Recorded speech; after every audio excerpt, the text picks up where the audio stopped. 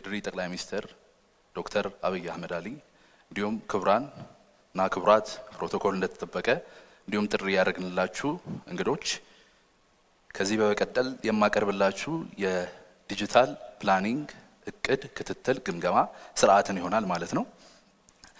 ከአንድ ወደ ፕሬዘንቴሽኑ ከመግባቴ በፊት ከአንድ መርህ ጀምራለሁ።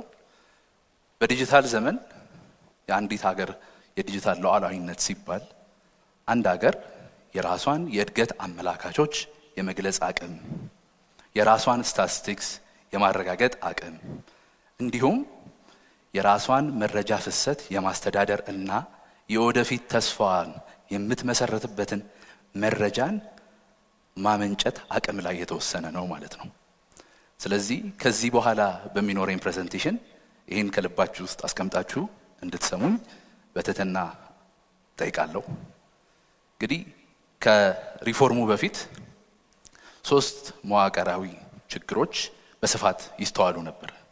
አንደኛው በየተቋማቱ የተበታተነ ወጥነት የጎደለው የዲጂታል ስርዓቶች የተስፋፉ መረጃዎችን ቢኖሩ መረጃዎች በአግባብ የልማት መረጃዎችን በአግባብ ያልተያዙ መሆናቸው። ሁለተኛው ወጥነት የጎደላቸው መንግስት ልማትን ሊለካባቸው የልማት ደረጃን የልማት አፈጻጸምን ሊለካባቸው የሚችላቸውን ኢንዲኬተሮች ወይንም ቁልፍ የልማት አመላካቾችን ወጥነት የጎደላቸው በመሆኑ ስለ አንድ ቁጥር የተለያየ ግንዛቤ እንዲኖረን አድርገው ነበር። ሶስተኛው በወረቀት ላይ የተመሰረተ አሰራር በተለይ ሪፖርቶች ከመንግስት ተቋማት ሲመጡ 300 400 ገጽ ነው። ባለሙያዎች ከዛ ሪፖርት ሊወስዱት የሚችሉትን ጉዳዮች እንዳይወስዱ ሰፊ የሆነ ጊዜን በመግደል የጊዜ አጠቃቀማችንን በውሳኔ ላይ የተመሰረተ ወይንም በመረጃ ላይ የተመሰረተ ውሳኔ አሰጣጣችን ላይ ትልቅ እንከን ሆኖ ይታይ ነበር።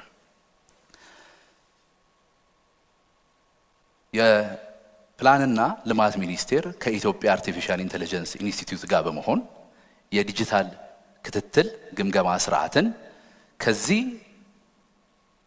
ስርዓት ወይንም ደግሞ ከዚህ ችግሮች ተነስቶ አበለጸገ ማለት ነው።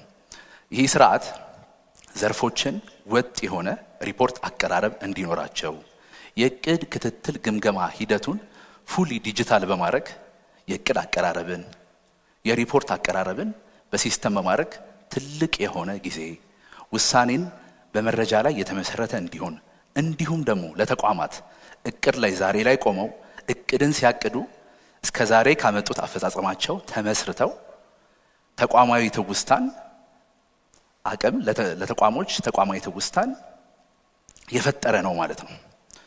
እንዲሁም በተለይ ዘመን በደረሰበት የአርቲፊሻል ኢንተለጀንስ ወይንም የጀነሬቲቭ ኤአይ ስርዓት የመንግስት መረጃን ከኤአይ ሞዴሎች ጋር በማቀናጀት ግልጽና ጠቃሚ የሆነ መረጃን እንዲያገኝ ተችሎ የተሰራ ሲስተም ነው ማለት ነው።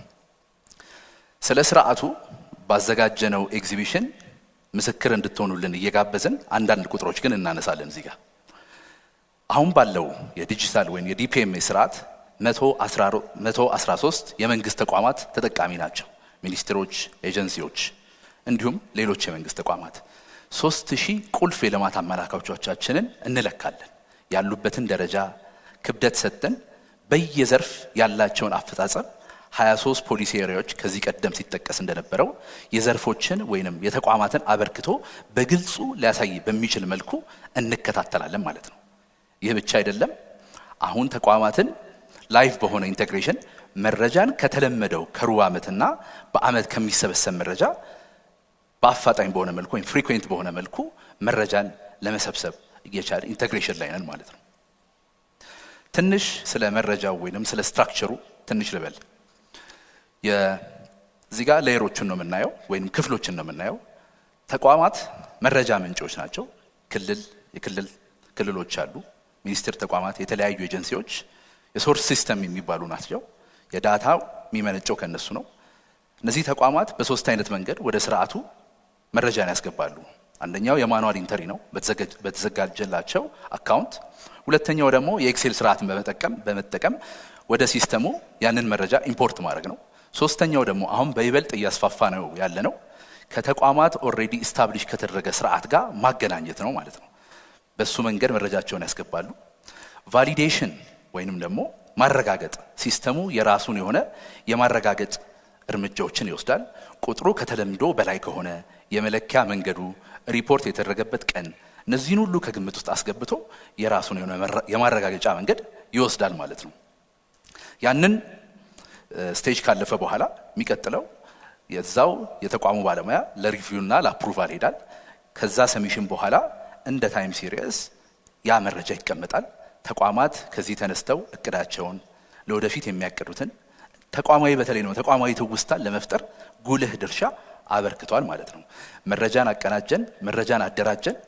ከመረጃችን ላይ ደግሞ ተነስተን ወደ ኢንተለጀንት ሌየሩ እንሄዳለን። ግልጽ በሆነ የቴክኖሎጂ ኢምፕሊሜንቴሽን ዳሽቦርድ በመስራት ቅድም እንደጠቀስኩት የአርቲፊሻል ኢንተለጀንስ ቴክኖሎጂን በማቀናጀት መንግስት ስለ መረጃው ግልጽ የሆነ ውሳኔ እንዲወስን አስችሎታል። ሁለቱን የቴክኖሎጂ ውጤቶች በትንሹ አቀርባለሁ።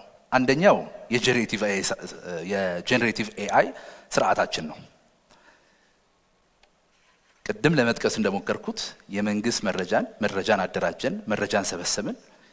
አገር ውስጥ በለሙ የኤአይ ሞዴሎች ጋር በማቀናጀት በአገር ቋንቋ በቀላሉ ከመረጃችን ጋር ቃለ ምልልስ ማድረግ ችለናል ማለት ነው። ሁለተኛው የምንፈልጋቸውን ኢንሳይቶች በቀላሉ ማውጣት መገንዘብ እንድንገነዘብ ይሄ የጄኔሬቲቭ ኤአይ ስርዓት አስችሎናል ማለት ነው። ሶስተኛ የሉዓላዊነት ምሳሌ የሆነውን ቴክኖሎጂያችንን በራሳችንን አልምተን ራሳችን መሰረተ ልማት ላይ አስቀምጠን ከራሳችን መረጃ ጋር አዋህደን የተጠቀምንበት ስርዓት ነው ማለት ነው። ከዚህ በላይ እንግዲህ የመረጃ ሉዓላዊነት የለም ማለት ነው። ቀጥሎ የሁለተኛው የቴክኖሎጂ ውጤት የናሽናል ዳሽቦርዳችን ነው።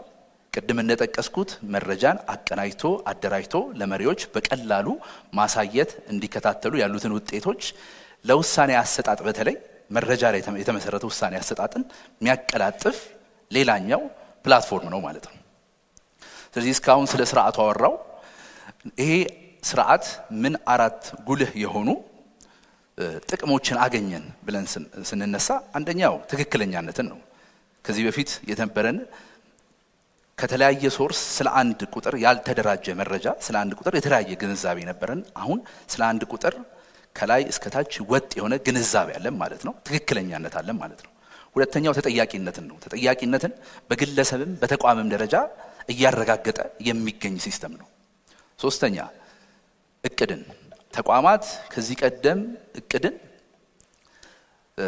ተቋማዊ ትውስታ በሌለበት በወረቀት አሰራር ላይ ተመስርተው ሲያቅዱ በነበረበት ወቅት አሁን ግን ተሻሽሎ መረጃ ላይ ተመስርተው ባላቸው ከዚህ በፊት ባስመዘገቡት ውጤት ላይ ተነስተው እንዲያቅዱ አስችሏል ማለት ነው። የነዚህ ሶስቱ ደግሞ ቅንብር የሆነው የተደራጀ መረጃ ቀላል ለሆነ ውሳኔ አሰጣጥ መሪዎችን አስችሏል ማለት ነው። አሁን ምን እየሰራን ነው የሚለውን ጥቂት ለማንሳት ሞክራለሁ። አሁን በተለይ ዳታ ስታንዳርዳይዜሽን ላይ ትኩረት አድርገን እንግዲህ መንግስት የዲጂታል ፕላኒንግ እቅድ ስርዓትን እስከ ታችኛው የመንግስት አካል ድረስ ማውረድ ይፈልጋል። እንደምታውቁት ደግሞ ከክልሎች ጋር ኢምፕሊመንት እያደረግን ነው። የጀመርነው ስራ አለ። እንዲሁም ሚኒስቴር መስሪያ ቤቶችን እንዲሁም ሌሎች የመንግስት ተቋማትን። ለዚህ ግን መሰረቱ የዳታ ስታንዳርዳይዜሽን ነው። መረጃችን ወጥ ትርጉም ሊኖረው ይገባል። ወጥ ሜዠርመንት ዩኒት ሊኖረው ይገባል። ወጥ የሆነ የመለኪያ ጊዜ ሪፖርት የማቅረቢያ ወቅት ሊኖረው ይገባል። በተለይ አሁን እየሰራን ያለነው ነገር ይሄ ነው። እነዚህ ሶስቱ ላይ ትኩረት እያደረግን እንገኛለን ማለት ነው። በመጨረሻም እዚህ ያላችሁ ባለድርሻ አካላት በተለይ ለክልሎች አሁን የጀመርነውን የዲጂታል ፕላኒንግ ሞኒተሪንግ እና ኢቫሉዌሽን ሲስተም ወደ ክልል የመንግስት የታችኛው አካል የማውረድን ስራ በአፋጣኝ እንድናወርድ አሳስባለሁ። አሁን የጀመርነው ስራ አለ፣ እስከ ታች ማውረዱን ነው። ሁለተኛ የፌደራል መስሪያ ቤቶች በዳታ ስታንዳርዳይዜሽን መረጃን በማደራጀት ወጥ በማድረግ ዙሪያ የጀመርናቸው ስራዎች እንዳሉ ሆነው ይህንን በማፋጠን እንዲሁ የውሳኔ አሰጣጥ ሂደታችንን ጉልህ አስተዋጽኦ ያለው አንድ ነጥብ ስለሆነ ነው። ሶስተኛ የልማት አጋሮቻችን አሁን በጀመርነው በአቅም ግንባታ በመሰረተ ልማት የተለመደውን ትብብራችሁን እንድታከናውኑ ነው። ስላዳመጣችሁኝ ከልብ አመሰግናለሁ።